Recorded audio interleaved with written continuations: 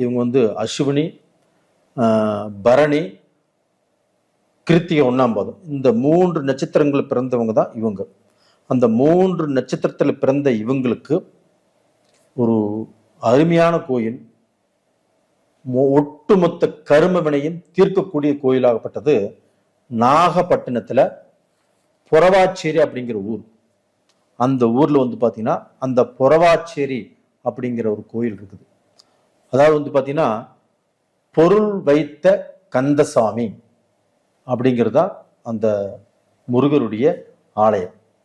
அந்த கோயிலுக்கு போய், அதாவது நாகப்பட்டினத்துல சிக்கல் அப்படிங்கிற இடத்துல இருந்து 1 கிலோமீட்டர் போனா போதும் இந்த பொறவாச்சேரிங்கிற வந்துடும்.